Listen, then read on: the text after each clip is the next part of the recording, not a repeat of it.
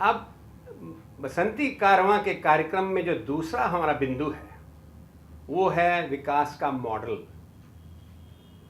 विकास का मॉडल जो इस समय हमने अपना रखा है उसने इतनी विसंगतियां पैदा कर दी हैं जिसका कोई हिसाब नहीं। एक तरफ तो वो लोग हैं जो वंचित हैं, जो उपेक्षित हैं। दलित की बात तो छोड़िए, वंचित और उपेक्षित लोग वो हमारी आबादी में, हमारी समझ में, हमारी सोच में है ही नहीं। दरिद्र नारायण, दरिद्र को नारायण कहा। स्वामी जी ने कहा कि तुम्हारे लिए अवसर है, कि तुम्हारे लिए अवसर है कि तुम अपना उद्धार कर सको। मानव सेवा, माधव सेवा। तो हमारा जो विकास का मॉडल है वो कैसा होना चाहिए? वो जो इस देश के चिंतक हुए हैं, गांधी, गणेश शंकर विद्यार्थी, सरदार भगत सिंह, उन्होंने इस समाज को कैसे खड़ा करना है, कैसी समाज खड़ी करनी है, उसका हमें मॉडल दिए थे। मैं डंके की चोट कहता हूं आजकल कि अगर आपने गांधी को दफनाया होता और उसका आपने संस्कार, दाह संस्कार ना किया होता,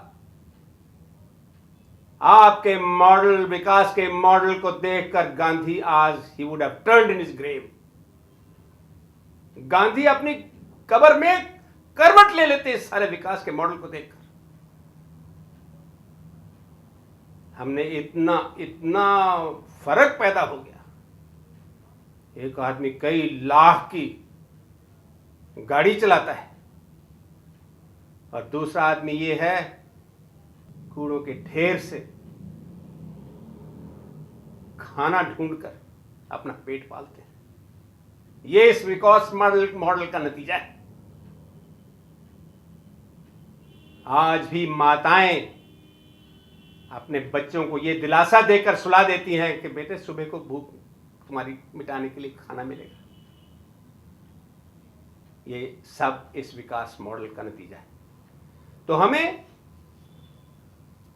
ऐसे लोगों से बचना है जो ये कहते हैं कि गांधी प्रासंगिक नहीं है, Gandhi is not relevant today. तुम्हारे लिए गांधी इसलिए रेलेवेंट नहीं है कि तुम्हारे ऐश और ऐश इशत का वो जो विरोध करता है गांधी, जो कहता है सादगी से जियो, सबकी भूख के लिए है लेकिन सबकी ग्रीड के लिए नहीं है, ये गांधी कहता है। सबकी भूख के लिए पर्याप्त है लेकिन सबकी ग्रीड के लिए पर्याप्त कभी नहीं हो सकता। तो ऐसा विकास मॉडल हमें चाहिए। यहाँ गांधी ग्राम स्वराज्य की बात करते हैं और ये दूसरे चिंतक हमें एक ऐसा विकास का मॉडल देते हैं जिन्हें इस मॉडल को इन लोगों ने नकार दिया। बिल्कुल ग्राम स्वराज्य तो अब इररेलेवेंट हो गया है। ये है इनकी भाषा। ये कहते हैं अब तो स्वदेशी का मतलब है विकास। अरे कैसा विकास? गांधी ने तावीज दिया था कि जो तुम करते हो उससे क्या तुम्हारे दिमाग में ये बात आती है कि जो मैं कर रहा हूं इससे सबसे नीचे जो आदमी है उसका भी उद्धार होगा क्या? वो सोच हमारी नहीं है। हम तो अधार्मिक हो गए। हमने तो ये भी नहीं सोचा कि दरिद्र नारायण की सेवा करने का कार्यक्रम होता है। ऐसा कुछ नहीं, सब कुछ मेरे लिए। तो विकास का मॉडल उन चिंतकों के आधार पर करना होगा।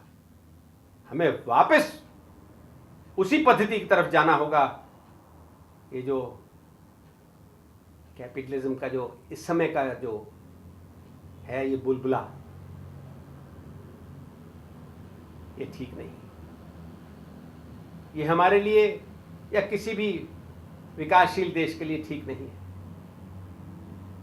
एक बात मैं और कहना चाहता हूं आपके सामने रखता हूं। जिस दिन दिल्ली उजड़ेगी उस दिन ये देश बसेगा। जिस दिन दिल्ली उजड़ेगी का मतलब है कि जिस दिन यहां के लोग अपने गांव को जाना शुरू कर देंगे उस दिन ये देश बसेगा। तो इसलिए हमें विकास मॉडल की तरफ विशेष ध्यान देना होगा।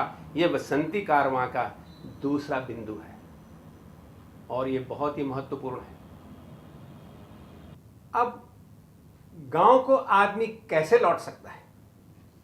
जब गांव में रोजगार होगा, गांव में स्वावलंबन होगा, खेती के उत्पाद जो हैं उनका प्रोसेसिंग होगा, सब लोग मिलजुल कर अपने लिए शिक्षा का इंतज़ाम करेंगे। शिक्षा भी वहीं होगी, रोजगार भी वहीं होगा, स्वास्थ्य का भी वहीं कार्यक्रम होगा, तब लोग अपने गांव को लौट पाएंगे। क्योंकि अब गांव में कुछ रहा नहीं, सब लोग गांव से देश शहर की तरफ भाग रहे हैं क्योंकि शहर में ही सब कुछ होने लगा। गांव में ना स्वास्थ्य है, ना शिक्षा है, ना रोजगार है, किसान के उत्पाद की कोई कीमत नहीं है। तो इसलिए ये ढांचा जो है ये हमको बदलना होगा। हर गांव को स्वावलंबी बनाना होगा, हर गांव एक मॉडल ग्राम बनना होगा। ये ऐसे ही बातों से नहीं, बोर्ड लगाने से नहीं, ये वास्तव में ये धरातल पर ये बात उतारनी पड़ेगी। हमें ये प्रबंध करना पड़ेगा कि हर गांव या 2, 4, 5 गांव का समूह मिलकर एक ऐसी व्यवस्था खड़ी करे जब लोगों को गांव छोड़कर शहर न जाना पड़े। ऐसा विकास का मॉडल चाहिए। ऐसा विकास का मॉडल होगा, देश का हर गांव जब समृद्ध हो जाएगा तब ये देश समृद्ध होगा।